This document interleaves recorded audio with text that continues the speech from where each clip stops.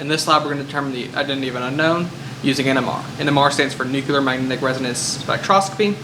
And first I'm going to go over a little bit about the theory behind it, how it works, and then we'll prep our sample. So, what is NMR? NMR is a non-destructive analytical technique that's going to allow us to determine the structure of the samples or molecules that we're analyzing. And how are we doing that? Well, specifically we're detecting the nuclei in the sample. So nuclei are charged, and when they're charged they act like magnets. They have their own magnetic field through a behavior called spin. They're not really spinning, but they're acting like they would be. What happens is when in a sample, all these spins are in different directions, just random directions all over. But when we apply an external magnetic field by a big magnet, we get them all to line up either along with the magnetic field or against the magnetic field. With the magnetic field's lower in energy, against the magnetic field raises the energy of that nuclei. So we get two different energy levels. But now we've applied an external magnetic field, we then apply a radio frequency to the sample. By doing this, we're promoting the lower energy states up to the high energy states, and the relaxing back and forth after we've applied the radio frequency is what we're measuring, that energy released. Now the energy release is going to be different for every molecule based on the type of nuclei, the other nuclei around it, and that's where it becomes specific. So different functional groups, different types of nuclei are going to show up at different spots in our NMR spectra. There's a lot more information in your lab manuals about talking about the splitting of certain peaks, the shielding effects, and I definitely encourage you to read that because you'll need some of it in order to analyze your spectra. Now it's time to prep our sample. We have some clean NMR tubes here and some lids. Here is our collection of unknowns. They're all different colors. We got a bunch of clear ones. There's a nice yellow one here. I think we'll go with that. Let's go with that, yeah. They are all labeled. We're going to go with the one yellow one. Yeah, let's go. Clear gets boring organic chemistry, so we'll go with something that gives a little color. So these are the NMR tubes. There is a spot where if you want to label, you can label it there. We're just going to put about 3 drops or so. You don't need much in the tube.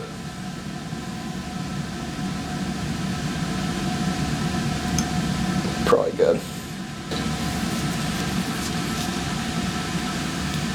Top just goes over like that. So we got a couple drops of it in there and put it off to the side. I'll get a new glass pipette. Alright, so I've chosen unknown 3A. Alright, so now we're going to get our solvent, in this case deuterated chloroform or chloroform D.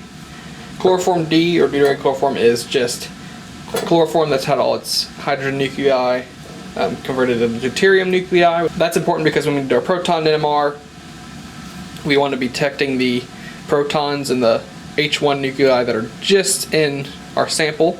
So if we have a solvent that has a bunch of them, like water, you're going to get a bunch of noise and it's going to override your sample. So you just want to look at the sample, so we need the deuterated solvent, and this chloroform D is the most common. Alright, so I got a new bottle that's been opened before. The procedure tells you to use a plastic pipette, use a glass one. Plastic does dissolve into chloroform, so there's probably already plastic contaminants in there. So I highly recommend using a glass pipette. Another thing, you want to keep this closed as much as you can because chloroform D is hygroscopic, so it will absorb water from the air. And we're looking for about 4 centimeters worth of volume as a minimum. So I always go about 5 centimeters. So I'll put our ruler up next to the tube as we fill. Do this off. Be a little bit easier to do this off camera, but I'll show you. So yeah, we're looking for about 5 centimeters worth of volume. As you can see, it's right about 5 centimeters. And so that is good. And next we'll head on down to the NMR lab.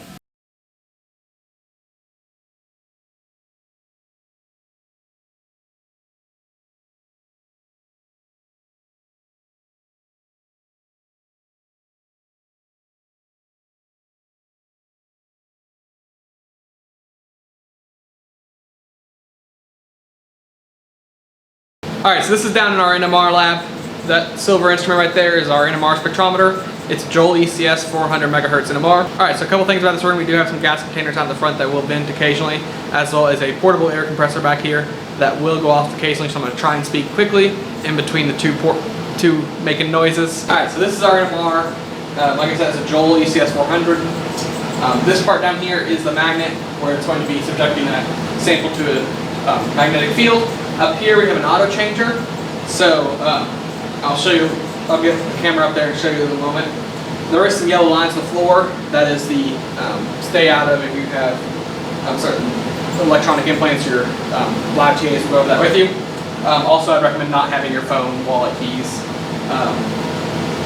stuff like that can get damaged by a strong magnetic field. We do have a ladder up here so that you can reach and put your sample inside. And so next I'll show you how to set up your sample. Alright, so here we are at the table over in the NMR lab. These are sample holders. You'll notice there's a hole going through it. The movement of samples up and down into the magnet on the spectrometer is controlled by air pressure. So one of the important rules is never put one of these in the instrument without a sample tube in it. It will drop in and there's no real easy way to get it out, and they got to turn down the machine, turn it off, get all that stuff. So first thing you want to do, make sure pull this down all the way. Don't pull it so hard that it breaks. There's a little lip inside there it will catch on, so you'll feel when it hits the bottom. Go ahead and put your sample down in the tube. Shouldn't have to press too hard. May have to press firmly to get it in, but then we have this sample gauge. There is a center line here. As long as your liquid is in that center line around it, you're good.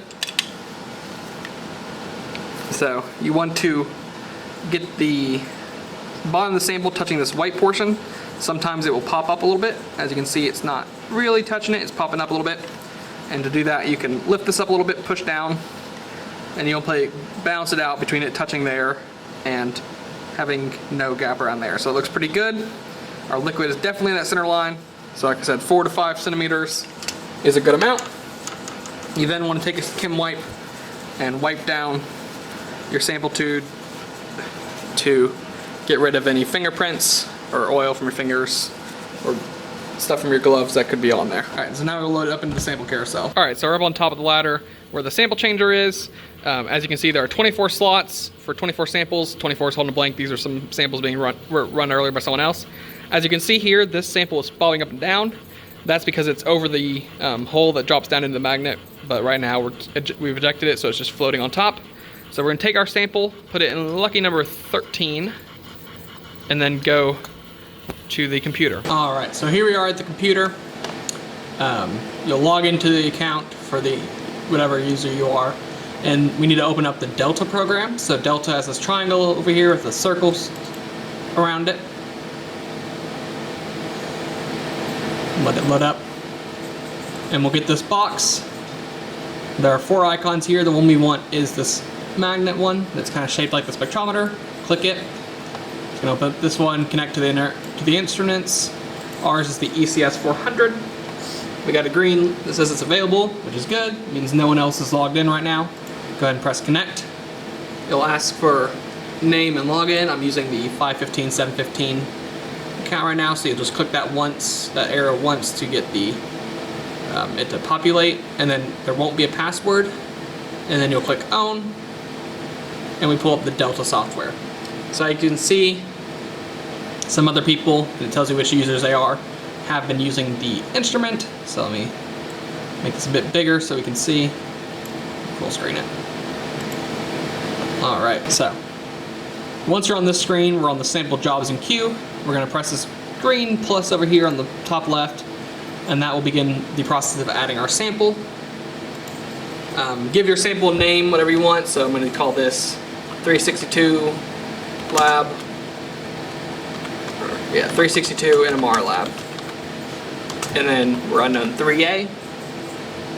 Next, you need to choose your solvent. So you're going to click and hold, and then select chloroform D. You need to choose your slot, so we're in slot 13, lucky number. Verified is a check mark if it is it on the carousel right now? Yes, it is. And then it will tell us our owner. So, next thing we need to do is set up a job. To set up your jobs, so right now we have our sample selected, you come up here, click this little blue test tube. It'll pull up a window. In this window, we're going to choose experiments. 1D or basic will get you the same place, so we'll do 1D, basic, and we want to analyze proton and carbon. So first we're going to load up our carbon, the green check mark, and then go back to the test tube, click it again. Experiments, 1D, basic, carbon. So the reason there's 1D and other things is we can do a two-dimensional analysis as well, but we're just starting with one-dimensional today. So we're going to click carbon. And so it populates a proton and a carbon right now. It does give you a time estimate, so it says our proton's going to take 2 minutes and our carbon's going to take 53 minutes. We don't need all 53 minutes for this carbon today, so we need to edit this. So first we're going to check on our proton, make sure it's good. So next to the little test tube is a spot, if you hover over it, says edit the selected experiment. So now we get into the editor. You can ignore this side, it says header, instrument, acquisition, pulse, diagram. These are all things that you can change, we won't need to.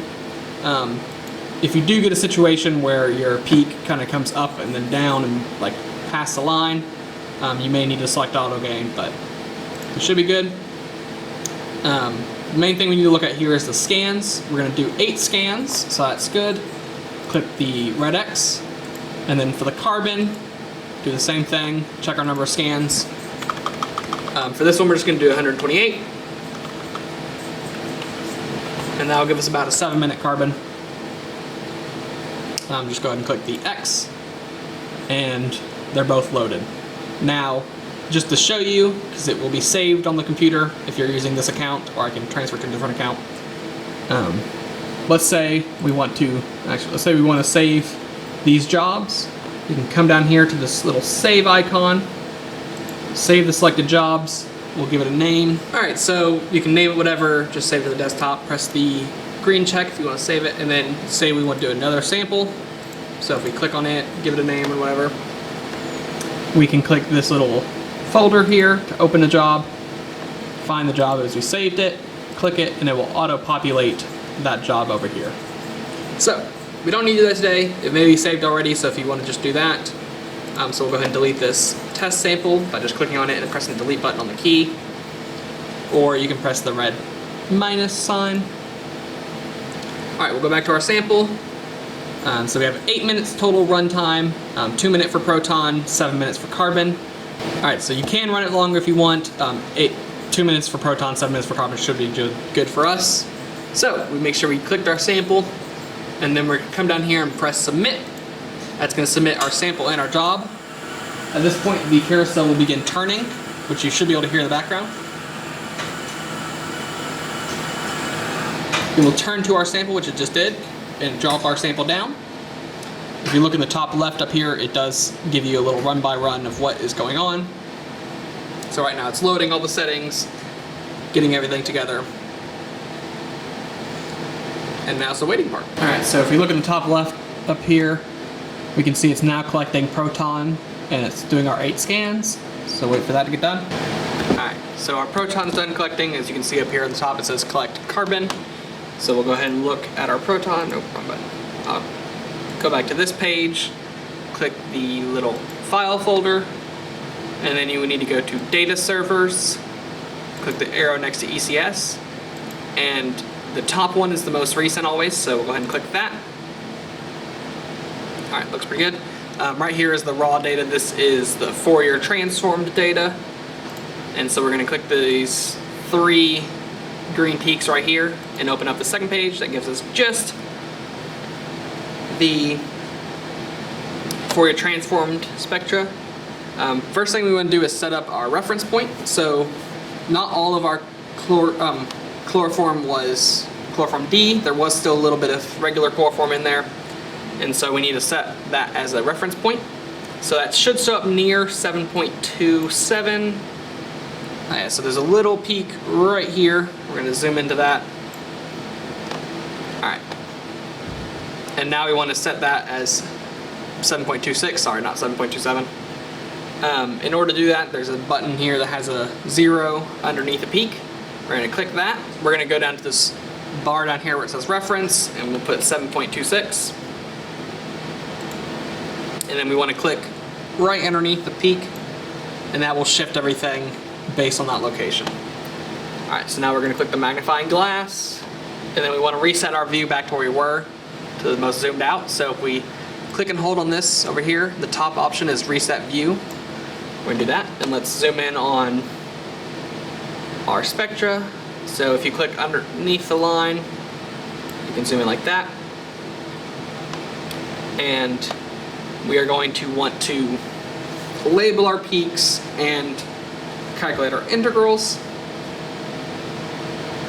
So, in order to label the peaks, you first need to choose a baseline. So if you click the to the left of where the reference button was, it says adjust the peak, noise and base plane thresholds. We'll have to zoom in a little bit because it's really close to the bottom, so let's zoom in like that. There we go. So there's a green line that if you hover over it and drag it up, that is our baseline. So we'll select it so that everything we want labeled is above it. We'll zoom back out again. There is a lot of zooming sometimes. Alright, back to where you can see the green line. And we'll just go right about here. I think it's all the peaks we want. Yeah, looks good. And then in order to label the peaks, if you click this crosshair thing, it says peak pick, and it will select all the peaks in that area that are above the line. So let's go ahead and zoom into this over here, this area. If there's a lot of peaks and you need to get rid of some, say it's too many, you can individually click on the peak with the cursor, the white cursor, and delete them if need be, but we're good with all of ours for now.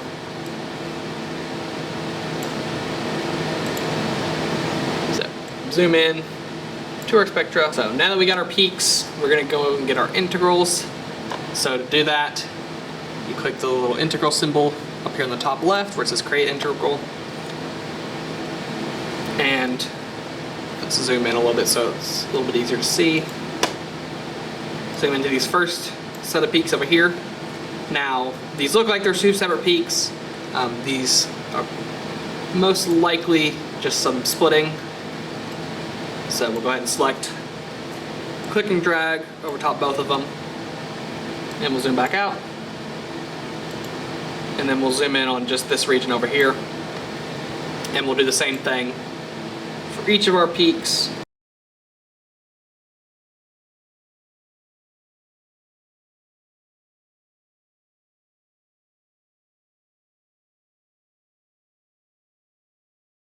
Let's zoom back in, and now all our integrals are relative to each other. So we're going to set the smallest one as 1. So in order to do that, we need to click our cursor up here, the white cursor, click the lowest one, so that's 0.16 over here, where it says integral normal in the bottom left, click in that box and then press enter. And now it sets all of our bar integrals equal to relative based on that one being number 1. This is it. You should be given be able to print this off, save it as a PDF if you need to. If you're saving it as a PDF, file print, Joel PDF is how you would save it as a PDF. You can also just save as if you want to save the spectra if you have the Delta program. But now our carbon should be done, so you can close out of this. As it says it's idle right now. Alright, so our carbon should be done now. We're going to open it up, same way we opened up the proton. Most recent. Alright, so you click the little green button up here with the green peaks. And here is our carbon NMR. Now, the same way we have a little peak relating to the chloroform in proton NMR, with carbon NMR you end up with a triplet around 77. That is your chloroform peak right there. So integrals don't matter in carbon NMR. So we're just going to set our baseline the same way we did in proton NMR. Go about there, get some, ignore the little peaks that are likely just some impurities. Click the little peak pick button, and there are all our peaks. So now that we got our spectra, you can print them out, save them as PDF, whatever you like to do. I'm not going to analyze this further. I will leave that up for you to do. I don't want to spoil the fun, but that is how you use NMR. The only thing you need to do at the end, if you set up multiple experiments, it will eject after each, multiple samples, it will eject after each sample. But since we just have one sample, you'll just click the eject button, climb up the ladder, get your sample out.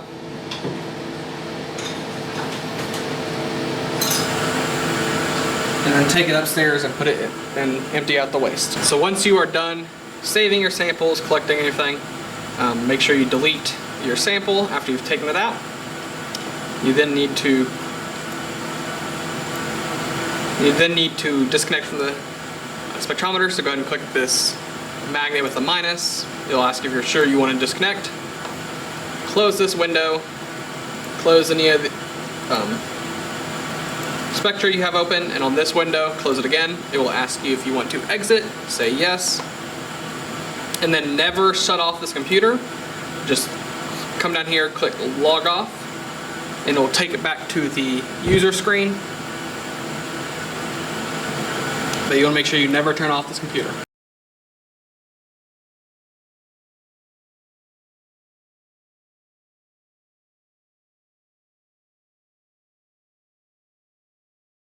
Alright, so this is better results you're going to get, but for this